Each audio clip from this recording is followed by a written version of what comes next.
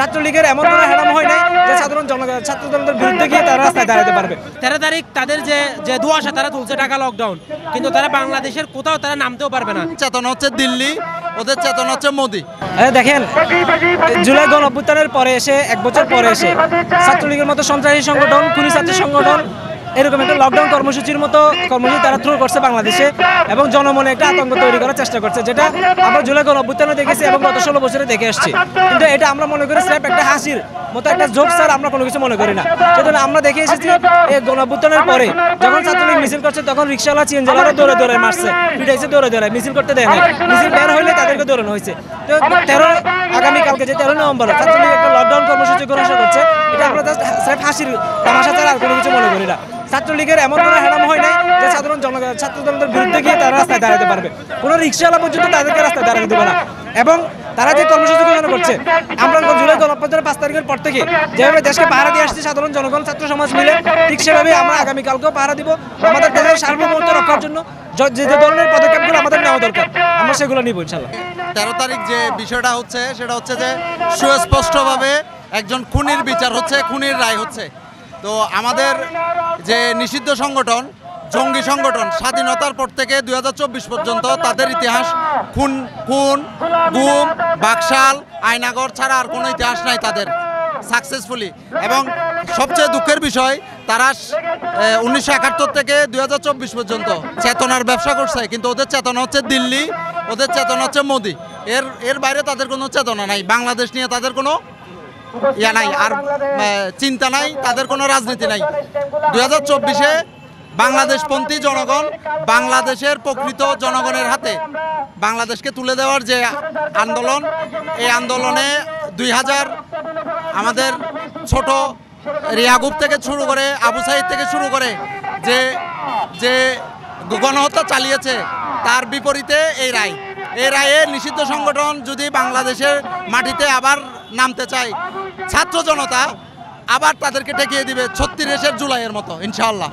কালকে যে আওয়ামী যে ফ্যাসিস্ট যে সরকারটা আছে, যে সরকারটা ছিল আসলে আমাদের বাংলাদেশে, সেই সরকারটা কালকে পুরো বাংলাদেশ সহ বিশেষ করে ঢাকাকে কেন্দ্র করে পুরো বাংলাদেশে একটা অস্থিতিশীল পরিবেশ সৃষ্টি করার চেষ্টা করতেছে।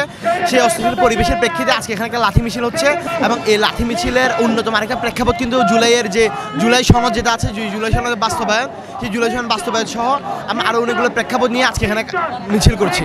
আপনারা দেখছেন গতকালকে সজীব ওয়াজেদ জয় আমাদেরকে যে হুমকি ধামকি দিচ্ছে, আমরা যখন আমাদের হাতে অস্ত্র ছিল না, আমরা খালি হাতে ছিলাম, তখন আমরা রাস্তায় নেমেছি, আমাদের বুক উতরাই দিয়েছি, আসেন আমাদের গুলি করেন। এখন আমাদের কোনো ভয় নাই, আমরা আমাদের জীবন বাজি রেখে দেশ স্বাধীন করেছি, আমরা দেশ রক্ষা করতে জানি ইনশাল্লাহ। আগামীকাল যদি আওয়ামী লীগ, ছাত্রলীগ দেশে কোনো উশৃঙ্খল অবস্থা তৈরি করতে চাই, তাদেরকে আমরা দমন করে সব ইনশাল্লাহ। আমরা নামছি মূলত আগামীকাল স্বৈরাচার, নিষিদ্ধ ছাত্রলীগ, যুবলীগ, আওয়ামী লীগ, ফেসিবাদ আগামীকালকে আপনার লকডাউনের নামে যুদ্ধ ঘোষণা দিয়েছে। আমরা সেই লকডাউনের প্রতিবাদে আজকে মিছিল অনুষ্ঠিত হয়েছে। আমরা বলতে চাই তারা যেন না নামুক, যদি নামে আমরা তাদেরকে রাজপথে কি মোকাবেলা করব।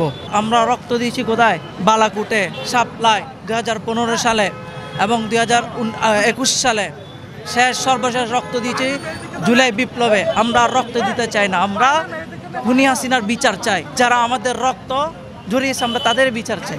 13 তারিখ তো হচ্ছে আমরা যারা আওয়ামী লীগ যে লকডাউনের যে ঘোষণা দিয়েছে, এটা মূলত হচ্ছে কি গাদ্দারের উপর একটা গাদ্দারি, জুলাই ছাত্র জনতার সাথে যে গাদ্দারি আওয়ামী লীগ করছে সেটার একটা চূড়ান্ত, তারা আর একটা অহংকার দেখালো হচ্ছে 13 তারিখ তারা লকডাউন ঘোষণা করে। মূলত হচ্ছে বাংলাদেশের মানুষের যে জুলাইয়ের যে শক্তি, এই শক্তিগুলোকে তারা বিদ্যাঙ্গুলি দিয়ে গিয়ে মানুষের 2000 মানুষ যে গণহত্যা করছে, সেই গণহত্যাকে তারা বিদ্যাঙ্গুলি দেখিয়ে বিন্দু পরিমাণ তাদের ভিতরে অনুশোচনার যে বিষয় থাকে সেটাকে তার ভিতরে কাজ না করে আজকে যে তারা যে অবস্থাটা তৈরি করলো, মূলত বাংলাদেশের ছাত্র জনতা এবং শ্রমিক জনতা 13 তারিখ তাদেরকে লাল কার্ড দেখিয়ে দিবে এবং 13 তারিখ তাদের যে দুয়াশা তারা তুলছে ঢাকা লকডাউন, কিন্তু তারা বাংলাদেশের কোথাও তারা নামতেও পারবে না, সেই পরিমাণ প্রস্তুত বাংলাদেশের মানুষ আজকে তারা অবস্থা নিয়েছে। অলমোস্ট আমরা আজকে যে লাঠি মিছিল দিয়েছি, আমরা যে লাঠি দিয়ে জুলাই আওয়ামী লীগকে আমরা প্রতিহত করেছি, অস্ত্রের বিনিময়ে আমরা লাঠি দিয়ে তাদেরকে প্রতিহত করেছি।